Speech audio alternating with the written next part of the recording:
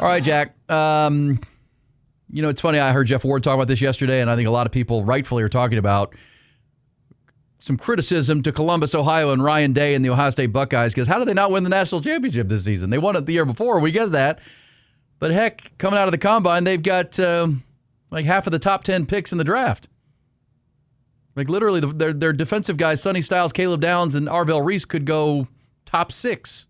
And then Carnell Tate, the wide receiver, could be the first receiver off the board to somebody, in the first round. Max Clare, their tight end, is going to be a, day 1, day 2 kind of draft pick. He was the Purdue transfer. And Ohio State last year still had Jeremiah Smith and Julian Sayin are going to be really high picks next year, along with another bevy of Buckeyes. So it is a fair question. They were loaded, and they didn't win it. What they run into, right? They were undefeated, and then they ran into Fernando Mendoza in Indiana, who won the national championship in the Big Ten title game in a hard-fought game where a guy missed a field goal late, and they didn't win it. Then they played Miami, who A&M found out. We all found out, pretty damn good. They'd used that 2 losses and all the questioning of them with fuel like Ohio State did the year before, and they were a score down of Indiana to win that. You know what possibly prevented Miami from winning the national championship was a block punt that swung the national title game. They were that close, and Miami was that good. So that would be my argument for the Ryan Day folks. I mean, they just ran into a really good team. When you get to those levels, like Texas found out 2 playoffs ago, you run into Ohio State, you can't execute from the goal line, that's going to be your ceiling. You got to punch it in from the 1 in a 21-14 game and not get a strip sack fumble and go sideways and all the things Texas did there. But that's how close Texas was 2 years ago, two playoffs ago, and that's the stakes, right? But let me just say this for folks criticizing Ohio State right now. This will be Texas next year. And no bones about it. This will be Texas next year. Because let me just say this. Texas set a school record for combine invites at 14 in 2025. Texas will shatter that record in 2027. With a championship in their pocket or not, Jack. Let me give you a list of guys who will need to make a decision or will be out of eligibility for Texas after this season is over, however it ends. By my count, the number, Jack, is 23. The 23 draft-eligible players off this year's roster as it currently is constructed. 12 on offense. Arch Manning, Raleek Brown, Hollywood Smothers, Cam Coleman, Ryan Wingo, Emmett Mosley. Tight end Michael Masunis, Trevor Gooseby at tackle, Melvin Siani, the Wake Forest transfer at the other tackle. I'm going to put Lawrence Seymour, the Western Kentucky guard, in the mix because I think he's coming. Yeah, with an asterisk. I would put Brandon Baker on this list because he will be a draft-eligible player after this season. Sure. And then center Connor Robertson. And again, I'm not here saying all those guys are NFL draft picks. I'm saying they will have decisions. A lot of them will be out of eligibility completely. And others like Arch Manning and Ryan Wingo and Cam Coleman have decisions, but likely to go. Just like Anthony Hill and Manny Muhammad 3 years and go. That's 12 on offense. 11 on defense, Jack. Hero Kanu, who could have gone this year but came back. Ian Jaffrard, Arkansas, massive defensive tackle who has an NFL body.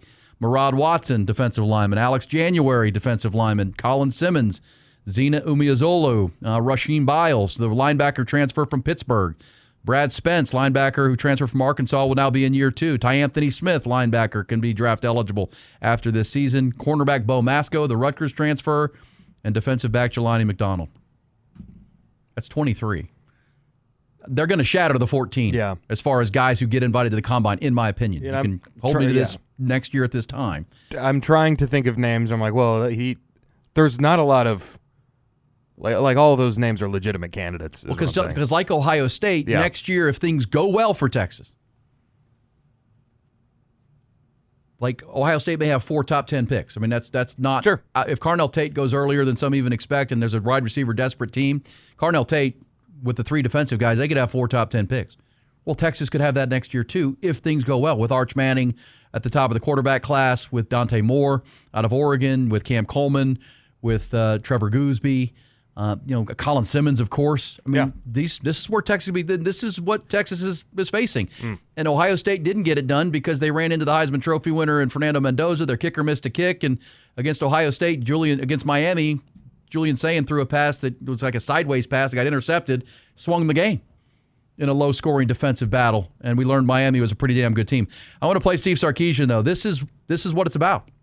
We talk about it with Vic Schaefer in basketball. We talk about it with where Jim Schlossnagle wants this baseball team to get to. When you get to the top of the top, it's a couple of plays here and there. It's the margins. And somebody asked Sark at his press availability back in late February, does that drive you? Does it drive your players? I mean, that's the goal. The goal is to win the whole thing. That's a lot of pressure. Here's Sark on the life of a competitor. No, I mean, I think what it is that's the life of a competitor. I always think about the 100-meter dash. And I think go back to Jesse Owens or Carl Lewis, go to Usain Bolt. These guys will train for 4 years of their life, hours upon hours upon hours upon hours, for 10 seconds. For 10 seconds. And that's it. They either win a gold medal or a silver or bronze, or they don't. And these are the best in the world that the world has ever seen in a 4-year span. And so, why do they do that? Why do they get up every morning at 6 a.m.? Why do they eat the most stringent diet? Why do they train the way they train? Why do they sleep the way they sleep? Why do they do all of that?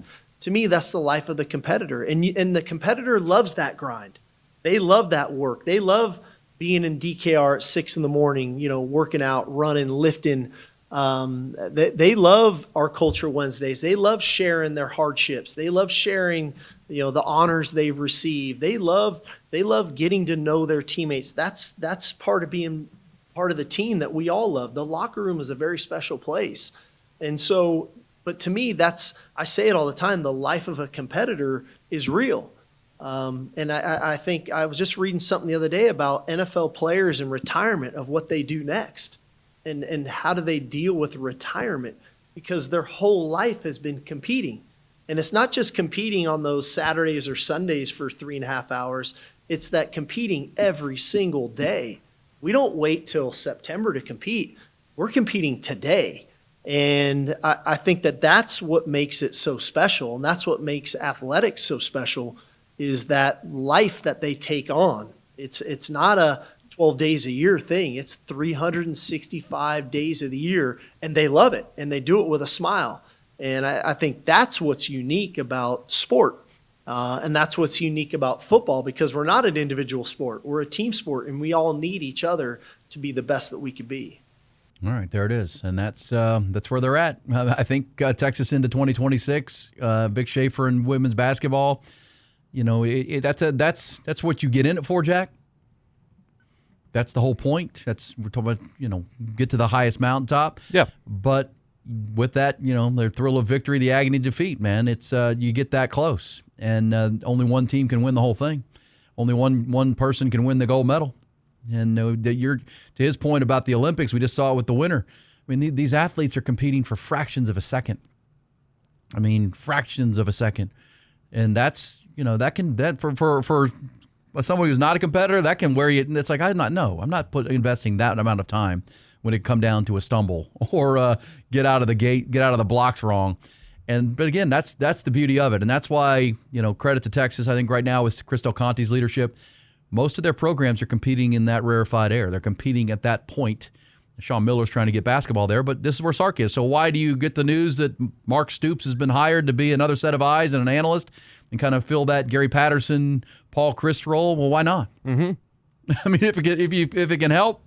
This is when you're in an all-in mode. Use every avenue available to you. Yeah, hey, adapt or die, as he said. Yeah, Mark Stoops is. I watch Saban do this all the time. Mark Stoops has just got $40 million from Kentucky to not coach them. He's available. He knows the SEC. He's been doing 13 years of scouting reports in the Southeastern Conference. He knows the coaches. He knows the personnel. And I just hired a defensive coordinator who's got 22 years of experience in the Southeastern Conference and has won national championships. That's the point. And that's, this is what the arms race of college football is. But like Ohio State found out this year when they started preseason, number 1 or 2, or they were 1 after they beat Texas 14-7 in week 1. They were the favorites going into the tournament. They've got 4 top 10 draft picks. Guess what, Jack? They didn't win it. And But the point of that is this is where Texas is going to be this year, and this is why all these moves are being made. I would say this is where Vic Schaefer has the women's basketball team. They were in the Final Four last year. They're close. They got Madison Booker and Rory Harmon and all this depth. Mm-hmm. It's about cutting down the nets, y'all. Time. It's about cutting down the nets. Yeah, and that's where greatness is forged. I suppose is you have a culmination of talent meets expectation, and then you have to at the end. I mean, we talked about it with the Olympics a while ago. Nobody's going to remember the name of the people that were supposed to win gold but didn't. But we remember the names, like Sark just said, Usain Bolt. We remember the names Jack like Michael Hughes. Phelps. Yeah, we're going to remember the names of the people that did it. I mean, and if you're great, you get bagged on for not being great enough. Yeah. LeBron James was in the finals 10 years in a row, and he got bagged on for it because he didn't win enough of them. Yeah, better than most. I would say that for sure. All right, so there's Steve Sarkisian. Get your